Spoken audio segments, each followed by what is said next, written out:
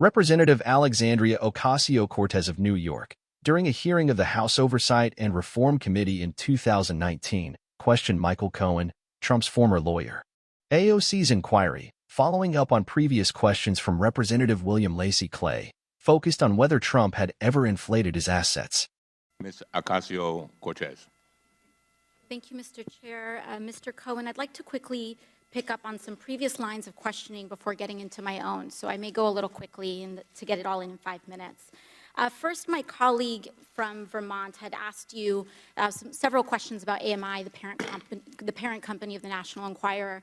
And in that, you mentioned a treasure trove, a quote, treasure trove of documents in David Pecker's office relating to information assembled from all these catch and kill operations against people who potentially had damaging information on the president. You also mentioned that the president was very concerned about the whereabouts of these documents and who possessed them. Does that treasure trove of documents still exist? I don't know. I had asked David Pecker for them. So you would say the person who knows the whereabouts of these documents would be David Pecker? David Pecker, Barry Levine, or Dylan Howard. Okay, thank you. Secondly, I want to ask a little bit about your conversation with my colleague from Missouri about asset inflation. To your knowledge, did the president ever provide inflated assets to an insurance company? Yes. Who else knows that the president did this? Alan Weisselberg, Ron Lieberman, and Matthew Calamari. And where would the committee find more information on this? Do you think we need to review his financial statements and his tax returns in order to compare them? Yes, and you'd find it at the Trump org. Thank you very much.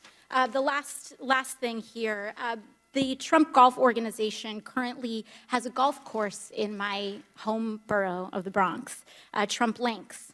I drive past it every day, going between the Bronx and Queens. In fact, the Washington Post reported on the Trump Links Bronx course in an article entitled, "Taxpayers Built This New York Golf Course and Trump Reaps the Rewards." That article is where many New Yorkers and people in the country learned that taxpayers spent $127 million to build Trump Links in a, quote, generous deal, allowing President Trump to keep almost every dollar that flows in on a golf course built with public funds. And this doesn't seem to be the only time the president has benefited at the expense of the public. Mr. Cohen, I want to ask you about your assertion that the president may have improperly devalued his assets to avoid paying taxes. According to an August 21st, 2016 report by the Washington Post, while the president claimed in financial disclosure forms that Trump National Golf Club in Jupiter, Florida, was worth more than $50 million, he had reported otherwise to local tax authorities that the course was worth, quote, no more than $5 million. Mr. Cohen, do you know whether this specific report is accurate? It's identical to what he did at Trump National Golf Club at Briarcliff Manor.